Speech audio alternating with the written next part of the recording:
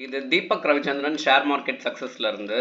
இன்னைக்கு வந்து பார்த்தீங்கன்னா ரயில்வே ஸ்டாக்லாம் எக்ஸலண்ட்டாக இருந்தது. காரணம் என்ன அப்படின்னா வந்து ரயில்வே மினிஸ்டர் ரயில்வே ஸ்டாக்குக்கு 77,000 கோடி வந்து ஒதுக்கியிருக்காங்க.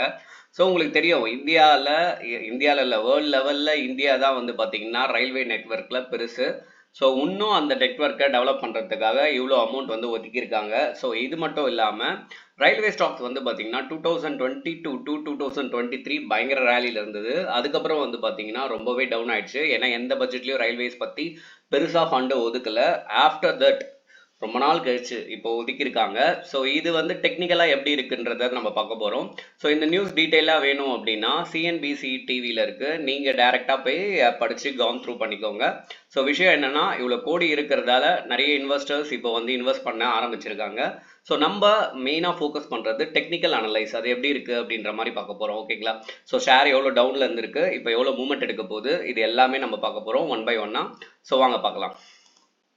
First RVNL. ஸோ ஆர்விஎன்எல் வந்து பார்த்தீங்கன்னா இன்னைக்கு 2.71% ஏறி இருக்கு. ஸோ உங்களுக்கே தெரியும், ஒரு வருஷத்துக்கு முன்னாடி வந்து பார்க்கும்போது அதோட ஹையஸ்ட் ப்ரைஸ் வந்து 520 வரைக்கும் இருக்குது. இப்போ வந்து பார்த்தீங்கன்னா 347 தான் இருக்குது.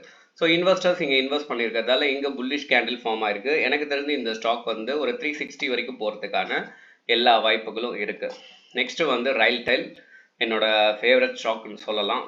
ஏன் அப்படின்னா வந்து இவங்க வந்து ஃபுல்லாக focused with the new engaging technology. ஓகேங்களா? ஸோ வைஃபை இந்த மாதிரி விஷயங்களில் கான்சென்ட்ரேட் பண்ணியிருக்காங்க.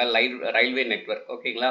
ஸோ கிராமத்தில் நெட்ஒர்க் கொடுக்கறதுக்கு ரயில்வே ட்ராக் மூலயமா ஃபைபர் நெட் போட்டு இவங்க கொடுத்துட்ருக்காங்க. ஸோ இப்போ இந்த கம்பெனிக்கு தனியாகவே ஒரு 1000 கோடிக்கு ஆர்டர் கிடச்சிருக்கு.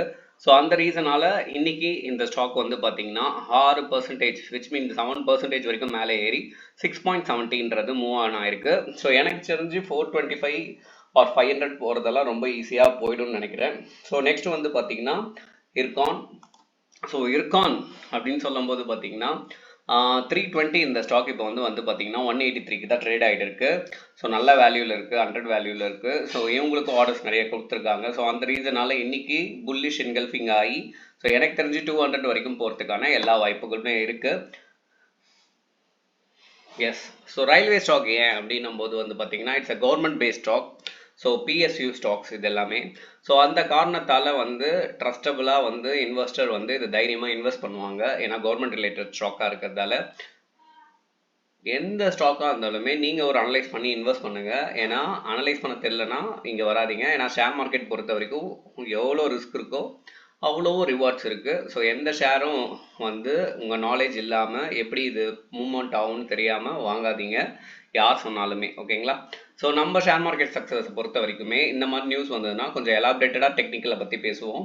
ஸோ விஷயம் என்னென்னா ஒரு ஃபீட் இங்கே நடக்கும்போது இந்த மாதிரி வந்து ப்ராபபிலிட்டியில் இது ஒர்க் அவுட் ஆகும்னு சொல்லிட்டு. ஓகேங்களா? ஸோ இதே தான் நடக்கும்னு நான் எதுவுமே சொல்ல மாட்டேன். ஸோ நம்ம சேனல் பொறுத்த வரைக்குமே உங்கள் ஃப்ரெண்ட்ஸ் அண்ட் ஃபேமிலிக்கு ஷேர் பண்ணி விடுங்க. யாருக்குன்னா ஸ்டாக் அனலைஸ் பண்ண தெரியலனா ஜஸ்ட் வந்து அட்லீஸ்ட் இதை பார்த்துட்டு அவங்க வந்து யாருக்குன்னா சஜஸ்ட் கேட்பாங்க. ஓகேங்களா? தேங்க்யூ.